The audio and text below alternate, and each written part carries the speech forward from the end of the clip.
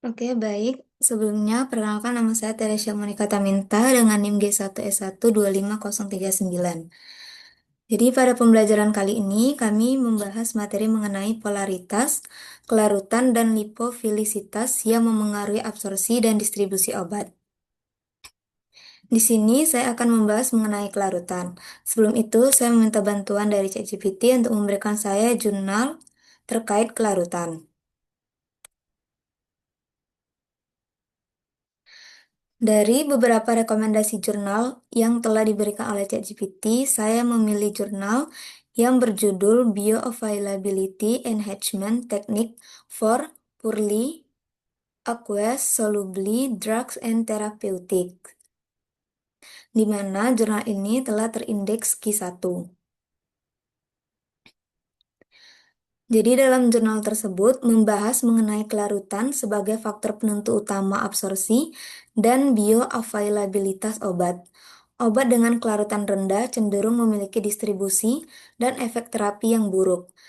Diperlukan strategi formulasi khusus untuk meningkatkan kelarutan sehingga meningkatkan absorpsi dan distribusi obat dalam tubuh. Setelah itu, saya meminta kembali kepada ChatGPT untuk mencarikan saya sebuah rumusan masalah dari jurnal yang saya pilih. Lalu didapat rumusan masalah, yaitu mengapa obat dengan kelarutan rendah cenderung memiliki bioavailabilitas dan distribusi yang buruk dalam tubuh. Lalu saya meminta jawaban dan juga solusi kepada ChatGPT terkait rumusan masalah tersebut dengan menggunakan jurnal. Didapatlah jurnal dan solusi untuk rumusan masalah saya dari jurnal yang berjudul Coamorph Solid Differentiation System for Improvement in Dissolution Profile, di mana jurnal ini telah terindeks Q1 juga. Jadi dalam jurnal tersebut telah menjawab rumusan masalah yang saya pilih, di mana dalam jurnal tersebut, kelarutan yang rendah itu akan menyebabkan laju disolusi yang lambat, sehingga juga menyebabkan absorpsi oral yang menurun.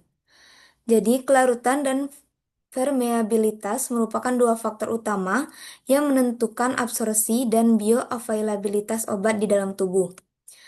Ketika kelarutan rendah, jumlah obat yang tersedia dalam bentuk terlarut itu menjadi sedikit, sehingga proses penyerapan menjadi terbatas. Selain itu, laju disolusi menjadi faktor pembatas utama pada obat dengan kelarutan rendah. Jika obat lambat larut di saluran cerna, maka obat belum sempat terserap ketika transit di usus berlangsung, sehingga bioavailabilitasnya menurun. Jurnal ini juga menjelaskan bahwa banyak obat baru yang bersifat lipofilik, sehingga menjadi kendala utama dalam pengembangan obat, dikarenakan absorpsi oral itu menjadi rendah, lalu konsentrasi obat dalam darah sulit mencapai kadar terapeutik, dan distribusi ke jaringan target menjadi tidak optimal.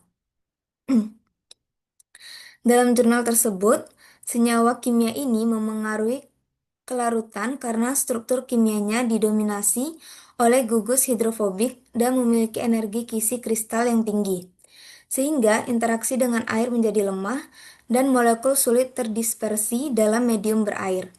Walaupun mengandung gugus sulfonamida yang bersifat polar, sifat lipofilik yang dominan menyebabkan kelarutannya tetap rendah. Jadi untuk mengatasi masalah ini, strategi seperti aforfisasi digunakan untuk menghancurkan struktur kristalnya dan meningkatkan kelarutan. Aforfisasi merupakan strategi yang menjanjikan untuk meningkatkan kelarutan dan profil disolusi obat karena gangguan pada kisi kristalnya dapat menginduksi keadaan energi yang lebih tinggi.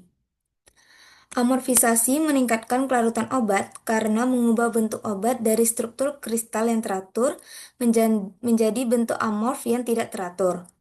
Pada bentuk kristal, molekul-molekul tersusun rapat dan stabil, sehingga sulit dipisahkan oleh air, membuat obat sukar larut. Sebaliknya, pada bentuk amorf, tidak ada susunan yang rapat, sehingga molekul lebih mudah berinteraksi dengan air. Selain itu, bentuk amorf memiliki energi lebih tinggi, sehingga lebih mudah terdorong untuk larut. Sekian, terima kasih.